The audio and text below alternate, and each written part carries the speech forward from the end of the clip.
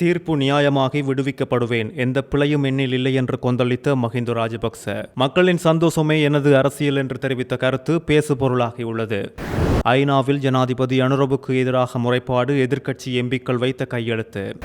சுற்றுலா பயணியை பாலியல் ரீதியாக துன்புறுத்திய குற்றச்சாட்டில் மசாஜ் நிலைய சிகிச்சையாளர் அதிரடி கைது. நடந்தது என்ன? 48 மணி நேரத்திற்கு மேலாக காய்ச்சல் அறிகுறிகள் நீடிப்பவர்களுக்கு இலங்கையில் விடுக்கப்பட்டுள்ள அவசர எச்சரிக்கை. காலியில் சுட்டு கொலை செய்யப்பட்டவர் வட்டிக்கு பணம் கொடுப்பவரே, துப்பாக்கிதாரியின் கார் மீட்பு அதிர்ச்சி அளிக்கும் பின்னணி. அபாயகரமான போதைப் பொருட்களை கடமை நேரத்தில் பயன்படுத்திய பேருந்து சாரதிகள் மடக்கி பிடிப்பு. கொழும்பில் வெள்ளத்தில் மூழ்கிய வீதிகள், அடைமழை பெய்ததால் மக்களின் இயல்பு வாழ்க்கை பாதிப்பு. ஆஸ்வசும திட்டம் மூலம் 1 லட்சம் குடும்பங்களுக்கு நிலையான வருமானம், அரசாங்கம் அதிரடி அறிவிப்பு.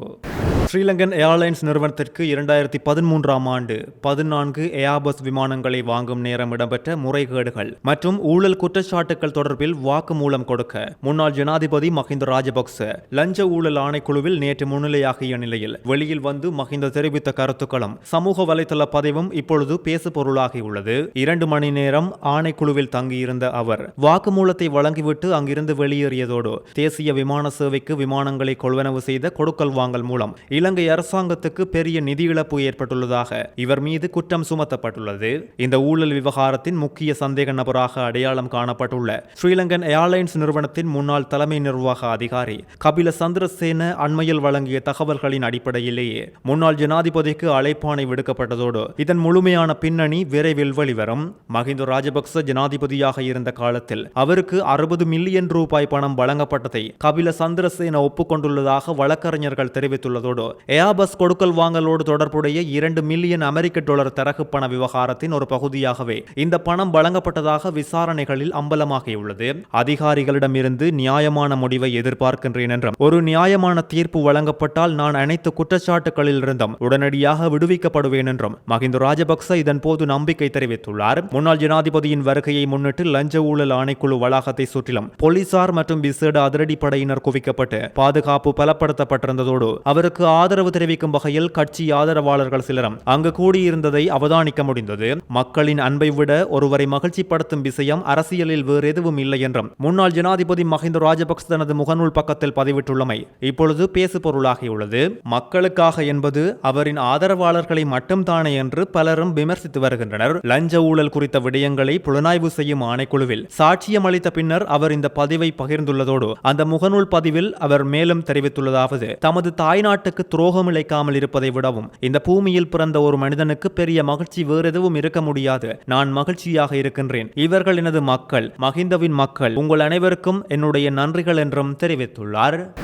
ஆஸ்திரேலிய பெண்ணை சிகிச்சையின் நேரம் பாலியல் ரீதியாக துன்புறுத்திய குற்றச்சாட்டில் உணவடுனாவில் உள்ள சுற்றுலா காவல்துறையினர் ஒரு ஆயுர்வேத மசாஜ் மையத்தின் 38 வயது ஊழியர் ஒருவரை நேற்று சுற்றி வளைத்து கைது செய்துள்ளனர். உணவடுனா பகுதியில் உள்ள குறித்த மையத்தில் மசாஜ் சிகிச்சையாளராக பணிபுரியும் சந்தேக நபர் மே 6ஆம் தேதி சிகிச்சை அளிக்கும் போது சுற்றுலா பயணியை பாலியல் ரீதியாக துன்புறுத்தியதாக குற்றம் சாட்டப்பட்டுள்ளதோடு நேற்று சுற்றுலா காவல் பிரிவில் அளிக்கப்பட்ட புகாரை அடுத்து அதிகாரிகள் விசாரணை நடத்தி சந்தேக நபர் காவலில் எடுத்துள்ளனர்.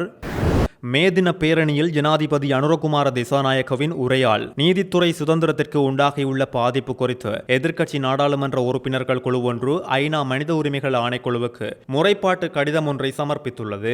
எதிர்க்கட்சி தலைவர் சஜித் பிரேமதாச, மனோ கணேசன், ராதாகிருஷ்ணன், ஜீவன் தொண்டமான், ரஞ்சித் மத்தும பண்டார, தயாசிரி ஜெயசேகர உள்ளிட்ட 24 எதிர்க்கட்சி நாடாளுமன்ற உறுப்பினர்கள் குறித்த முறைப்பாட்டில் கையெழுத்திட்டுள்ளதோடு ஐநா மனித உரிமைகள் ஆணையாளர் பணியகத்தின் நீதிபதிகள் மற்றும் சட்டவாளர்கள் சுதந்திரம் குறித்து சிறப்பு அறிக்கையாளருக்கு இந்த முறைப்பாட்டு கடிதம் சமர்ப்பிக்கப்பட்டுள்ளது. ஜனாதிபதி 2026 மே 25ஆம் தேதி வழங்கப்படவிருக்கும் ஒரு நீதித்துறை தீர்ப்பு தொடர்பில் பகிரங்க அறிக்கை ஒன்றை வெளியிட்டார். அந்த தீர்ப்பு வழங்கப்பட்டவுடன் பொதுமக்கள் அதனை கைதட்டி வரவேற்க முடியும் என்றும் ஜனாதிபதி அனுர தனது உரையில் சுட்டிக்காட்டியிருந்தார். குறித்த அறிக்கை நிலுவையில் உள்ள நீதிமன்ற தீர்ப்பு தொடர்பில் முன்னறிவு இருப்பது போன்ற தோற்றம், உணரப்பட்ட அல்லது உண்மையான நிர்வாக தலையீட்டின் ஆபத்து, நீதித்துறை நடுநிலைமை மீதான பொதுமக்களின் நம்பிக்கை சிதைவு ஆகிய கடுமையான கடுமையான கவலைகளை எழுப்புகின்றதோடு தீர்ப்பு வழங்கப்படுவதற்கு முன்னரே வரவிருக்கும் ஒரு குறிப்பிட்ட முடிவை குறிப்பிடும் துல்லியத்தன்மை என்பன தீர்ப்பில் முறையற்ற செல்வாக்கு செலுத்தப்படலாம் என்ற நியாயமான அச்சத்தை உருவாக்கியுள்ளது. இத்தகைய கருத்துக்கள் நீதித்துறையின் சுதந்திரத்தையும் நம்பகத்தன்மையையும் சீர்குலைக்க கூடும் என்று இலங்கை சட்டவாளர்கள் சங்கம் முறைப்படி கவலை தெரிவித்துள்ளது.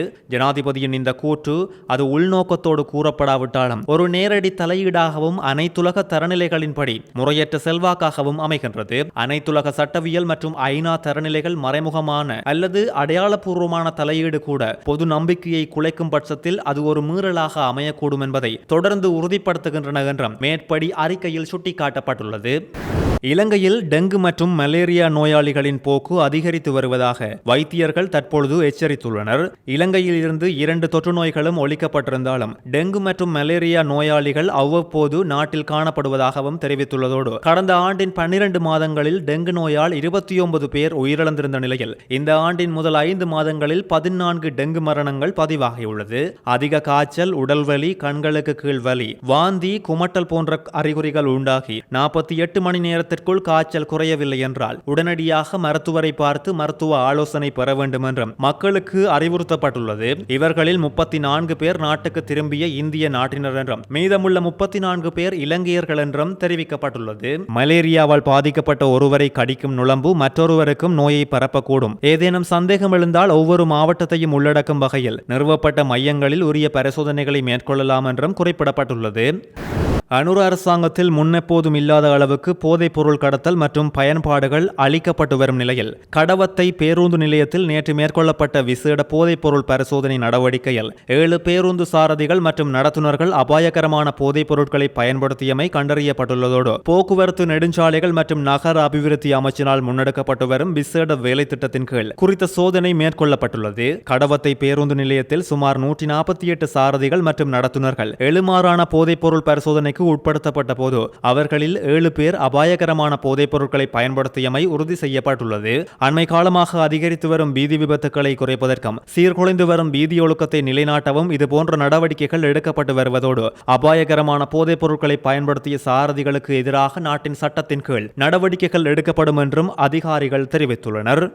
காலி தங்கேதர என்ற இடத்தில் நேற்று இடம்பெற்ற துப்பாக்கி சூட்டில் ஒருவர் உயிரிழந்த சம்பவத்தை அடுத்து துப்பாக்கி சூடு நடத்தியவர்கள் தப்பி செல்வதற்கு பயன்படுத்திய கார் காலி தடல்லை பகுதியில் கைவிடப்பட்ட நிலையில் போலீசாரால் கண்டுபிடிக்கப்பட்டுள்ளதோடு கார் ஒன்றில் வருகை தந்திருந்த அடையாளம் தெரியாத சந்தேக நபர் ஒருவரால் மேற்கொள்ளப்பட்ட துப்பாக்கி பிரயோகத்தில் படுகாயமடைந்த நபர் உயிரிழந்துள்ளார். 44 வயதுடைய காலி தங்கேதர பகுதியை சேர்ந்த நபரே சம்பவத்தில் உயிரிழந்துள்ளதோடு வீதியில் இருந்த நபர் மீது இலக்கு வைத்து துப்பாக்கி பிரயோகம் மேற்கொண்டு அங்கிருந்து துப்பாக்கிதாரிகள் தப்பியோடியுள்ளதாக காலி போலீசார் தெரிவித்துள்ளனர். காலி போலீஸ் பிரிவுக்குட்பட்ட தங்கேதர டிக்சன் சந்தி பகுதியில் நேற்று காலை 7:30 மணியளவில் குறித்த துப்பாக்கி சூடு இடம்பெற்றுள்ளதோடு துப்பாக்கி சூட்டில் படுகாயமடைந்த நபர் உடனடியாக காலி கராப்பிட்டிய வைத்தியசாலையில் அனுமதிக்கப்பட்ட போதிலும் சிகிச்சை பலனில்லாது உயிரிழந்துள்ளார். குறித்த நபர் வட்டிக்கு பணம் வழங்குபவர் என்றும் நிதி கொடுக்கல் வாங்கல் குறித்து ஏற்பட்ட தகராறு காரணமாக இந்த கொலை மேற்கொள்ளப்பட்டிருக்கலாம் என்றும் போலீசார் முதல் கட்டமாக சந்தேகித்துள்ளனர். உயிரிழந்த நபர் ஏற்கனவே தனக்கு உயிர் அச்சுறுத்தல் நிலவுவதாக போலீஸ் நிலையத்தில் முறைப்பாடு செய்துள்ளதாகவும்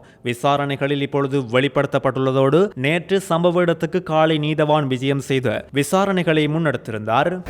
இலங்கையில் நடைமுறையில் வரும் அஸ்வசும நலன்புரி திட்டத்தின் கீழ் நன்மையடையும் சுமார் 1 லட்சம் குடும்பங்கள் மாற்று ஆதரவு திட்டங்கள் ஊடாக தற்போது நிலையான வருமானத்தை பெற ஆரம்பித்துள்ளதாக அரசாங்கம் வெளிப்படுத்தியுள்ளது.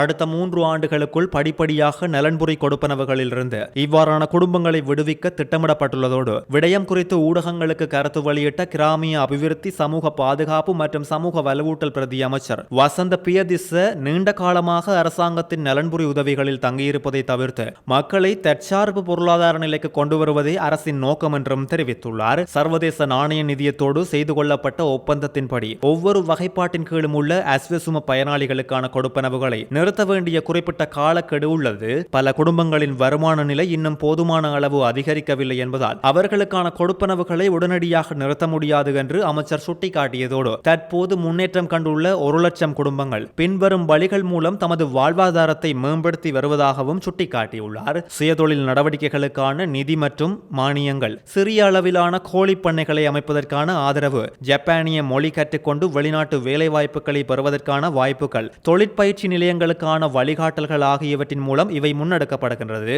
அஸ்வசும திட்டம் 2023ஆம் ஆண்டு முன்னாள் ஜனாதிபதி ரணில் விக்ரமசிங்கவினால் அறிமுகப்படுத்தப்பட்டதும் குறிப்பிட வேண்டியது.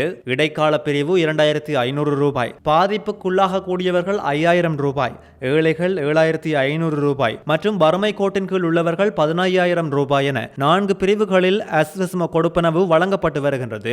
தேசிய மக்கள் சக்தி அரசாங்கம் பதவியேற்ற பின்பு மே 2025 பாதீட்டினூடாக சில கொடுப்பனவு வகைகளை அதிகரித்துள்ளது. திட்டம் வெற்றிகரமாக முன்னெடுக்கப்பட்டாலும் சில முக்கிய சவால்கள் இன்னும் நீடிப்பதாகவும் சுட்டிக்காட்டப்பட்டுள்ளது. தகுதியுள்ள பல ஏழை குடும்பங்கள் இன்னும் பட்டியலில் சேர்க்கப்படாமை மற்றும் தகுதியற்ற சில குடும்பங்கள் உள்வாங்கப்பட்டுள்ளமை குறித்த முறைப்பாடுகள் இங்கே பதிவாகியுள்ளது. தமிழக முதலமைச்சராக பதவியேற்றுள்ள ஜோசப் விஜய்க்கு இலங்கை ஜனாதிபதி அனுரகுமார திசாநாயக்க வாழ்த்து கூறியுள்ள நிலையில், ஜனாதிபதியின் இந்த சிறப்பு வாழ்த்துக்கு முதல்வர் விஜய் தனது தனிப்பட்ட மனமார்ந்த நன்றிகளை பகிர்ந்துள்ளார். இலங்கைக்கும் தமிழகத்துக்கும் இடையிலான ஆழமான உறவை ஜனாதிபதி அனுரகுமார திசாநாயக்க விஜய்க்கு தெரிவித்த வாழ்த்தில் சுட்டிக்காட்டியிருந்த நிலையில், வரலாறு, கலாச்சாரம், வணிகம் மற்றும் தலைமுறைகளை கடந்த மக்களிடையிலான வலுவான பிணைப்பால் இலங்கையும் தமிழகமும் இணைந்துள்ளதாகவும் சுட்டிக்காட்டியிருந்தார். ஜனாதிபதி அனுரகுமார வாழ்த்துக்கு பதிலளிக்கும் வகையில் முதல்வர் விஜய் தனது எக்ஸ் தளத்தில் பதிவொன்றை வெளியிட்டுள்ளார். இலங்கை ஜனாதிபதியின் வாழ்த்துக்களால் நான் மிகுந்த கௌரவம் அடைகின்றேன் என்று கூறிய விஜய், ஜனாதிபதியின் இந்த அன்பான செயலுக்கு தனது ஆழ்ந்த நன்றிகளையும் தெரிவித்துள்ளார். இலங்கை முழுவதும் அடைமழை பெய்து வரும் நிலையில் கடந்த 22 மணித்தியாலங்களில் அதிகப்படியான மழை வீழ்ச்சி கொழும்பு மாவட்டத்தில் பதிவாகியுள்ளது. வடக்கு மற்றும் வடமத்திய மாகாணங்களிலும் திருகோணமலை மற்றும் குருநாகல் மாவட்டங்களிலும் சில இடங்களில் சுமார் 100 மில்லிமீட்டர் அளவில் பலத்த மழை பெய்யக்கூடும் என எதிர்பார்க்கப்படுவதோடு, கொழும்பு மாவட்டத்தின் கஸ்பேவ பகுதியில் 204 மில்லிமீட்டர் மழை வீழ்ச்சி பதிவாகியுள்ளதாக வளிமண்டலவியல் திணைக்களம் அறிவித்துள்ளது. கம்பக மாவட்டத்தின் வேயாங்கொடையில் 145.5 மில்லிமீட்டர் மழையும், வத்துப்பிட்டிவெலவில் 105.5 மில்லிமீட்டர் மழையும் பதிவாகியுள்ளதோடு, மேல் சப்ரகமுவ, வடமேல் வடக்கு, வடமத்திய மாகாணங்களுக்கும் திருகோணமலை, காலி மற்றும் மாத்தறை மாவட்டங்களுக்கும் பலத்த மழை குறித்து வளிமண்டலவியல் திணைக்களம் எச்சரிக்கை விடுத்துள்ளது. நாட்டை சூழவுள்ள வளிமண்டலத்தில் நிலவும் தாளமுக்கம் காரணமாக தற்போது நிலவும் மழை நிலைமை மேலும் தொடரும் என வளிமண்டலவியல் திணைக்களம் அறிவித்துள்ளது.